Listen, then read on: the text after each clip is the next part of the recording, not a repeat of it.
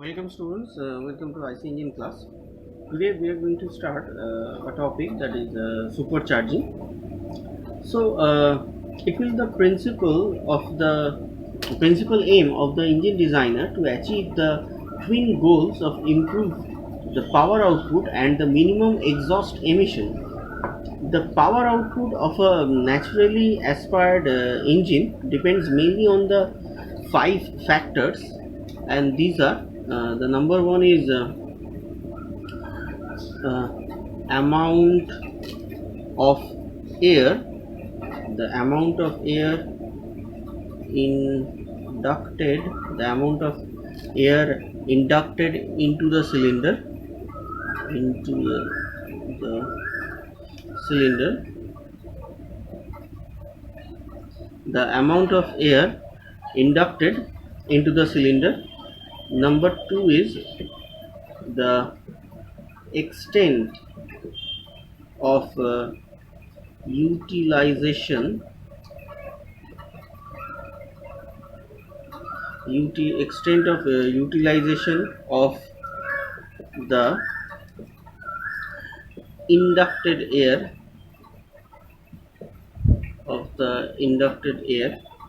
Number three is the speed of the engine, the speed of the engine, and number four is the quantity of fuel, quantity of fuel admitted, the quantity of fuel admitted, and and uh, its combustion characteristics.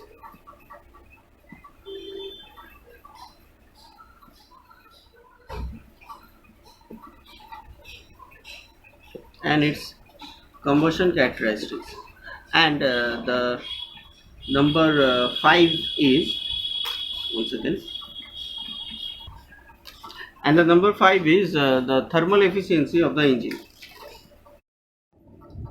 So the last two factors are interdependent, and the major modifications might be required to achieve the complete combustion and therefore may not be a preferred method. So the brake power of the engine is given by BP equals to PVM, the brake mean effective pressure, into VS into small l into K by 60,000. Okay. So there are two factors in this expression apart from the number of cylinder and cubic capacity of the engine can be increased the power output. So they are is N and these two are the factors. So hence, for a given cubic capacity of the engine, by increase the speed, the power output can be increased. However, the friction will also increase, and therefore there will be a limit to the speed. So the most preferred method of increasing the power output is by means of increasing the mean effective pressure, this one. So this can be achieved by supplying the air or air fuel mixture at a pressure which is higher than the atmospheric pressure, and this will increase the density, and therefore thereby the mass of air or air fuel mixture inducted for the same sweat volume, and this in turn will increase the power output of the engine. The method of supplying air or fuel air mixture higher than the pressure at which the engine naturally aspirates by means of boosting device is called the supercharging, and this device which boosts the pressure is called the supercharger. So, supercharging of internal combustion engine is in practice for a long time as a method of improving the engine power output. Entering the millennium, a new trend is appearing. The trend points to small displacement engines in order to meet emission legislation on fuel consumption and emission control. The consumers, however, still demands the same performance they are used to. Okay, so a good way to meet this need is to have the supercharging, which may be called the forced induction. As already I have said that the purpose of supercharging an engine is to raise the density of the air charged. So before it enters the cylinder, thus the increased mass of air will be inducted, which will then be compressed in the cylinder, thus makes more oxygen available for combustion than the conventional method of drawing the fresh air charged, okay, into the cylinder. So consequently, more air and fuel per cycle will force into the cylinder, and this can be efficiently burned during the combustion process to raise the engine power output to a higher value, and then could be otherwise be possible. So the points that I have summarized for supercharging, these are the number one is shown in this I have written here.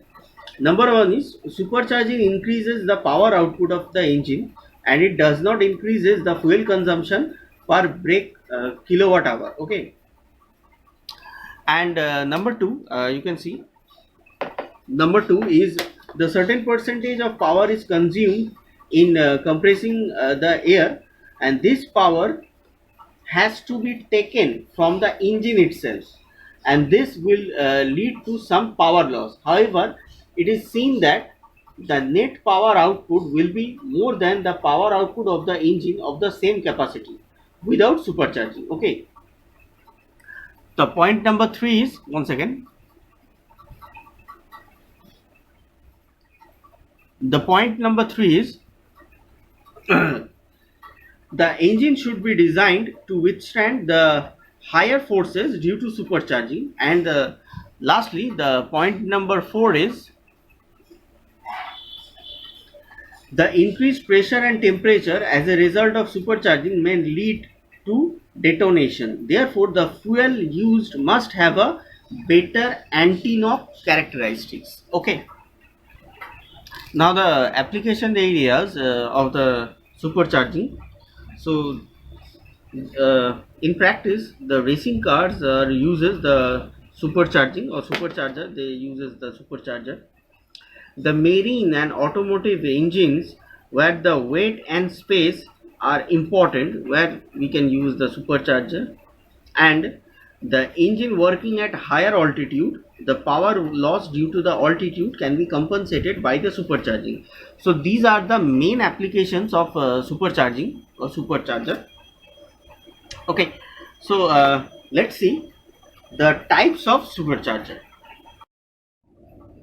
So let's talk about the types of supercharger.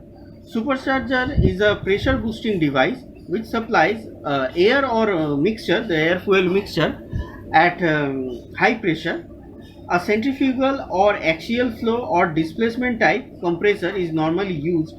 If the supercharger is driven by the engine crankshaft, then it is called mechanically driven supercharger. Some supercharger are driven by a gas turbine which drives its power from the engine exhaust gases. Such type of supercharger is called the turbocharger. So there are three types of supercharger, as you can see: the centrifugal type supercharger, the root type supercharger, and the vent type supercharger. So let's see the details of these superchargers. So let's talk about the centrifugal type supercharger. This type of supercharger is commonly used in automotive engine. The diagram is shown in this figure. Okay, so a V belt from the engine pulley runs the supercharger. First, the air fuel mixture enters the impeller at the center, then it passes through the impeller and the diffuser vents. Finally, the air or mixture enters the volute casing and then goes to the engine from the casing, the mixture will come out at a higher pressure, and this condition is called supercharged conditions. Okay, so because of higher pressure, more air fuel mixture is forced into the cylinder, about 30% more air fuel mixture that can be forced into the combustion chamber. So the impeller runs at very high speed, about 80,000 revolutions per minute. Therefore, the impeller should be able to withstand the higher stress produced at this speed. So impellers are usually made of duralumin or alloy steel to withstand the high stress. Okay. So this is the details of centrifugal type of supercharger. So let's talk about the Roots type supercharger.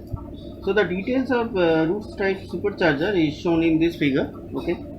So the Roots type supercharger has two rotors of epicycloid shape. As you can see, this is the first rotor, this one, and this one is the second rotor, epicycloid type shape. So with each rotor keyed to its shaft, one rotor is connected with the other by means of gear. The gears are equal size and therefore both the rotors rotate at the same speed. The Roots type supercharger operates like a gear pump. Okay, so the mixture at the outlet of this supercharger will be at much higher pressure than the inlet. The mixture of the outlet of this supercharger will be at much higher pressure than the inlet. So this is the details of Roots type supercharger. Now the Venn type supercharger. The details of Venn type supercharger is shown in this figure. The number of vanes are mounted on the drum, which is inside the body of the supercharger. The vanes can slide in or out against the force of the spring. Because of this arrangement, the vanes are always in contact with inner surface of the body. So the space between the inner surface of the body and the drum decreases from the inlet to outlet side. In this way, the quantity of mixture which enters the inlet decreases in volume, and because of which the pressure and the mixture will increases. The pressure and the pressure of the mixture will increases as it reaches the exit. So this is the Venn type details of the Venn type of supercharger. Now if we compare these three supercharger, so the required characteristics of centrifugal supercharger is poor and suitable only for low speed, and the Root type supercharger is simple in construction and requires only minimum maintenance and has longer life. The Venn type supercharger has a special problem of wear of tips of the vane with time. Therefore, one has to take into account the application and then decide the type of supercharger for that application. Okay. So this is the types of the comparison of supercharger. So in this lecture we have learned about what is supercharger, the types of supercharger, and the details of different types of supercharger. In the next lecture we will learn about the turbocharging, the method of supercharging, and this kind of thing. Okay, thank you.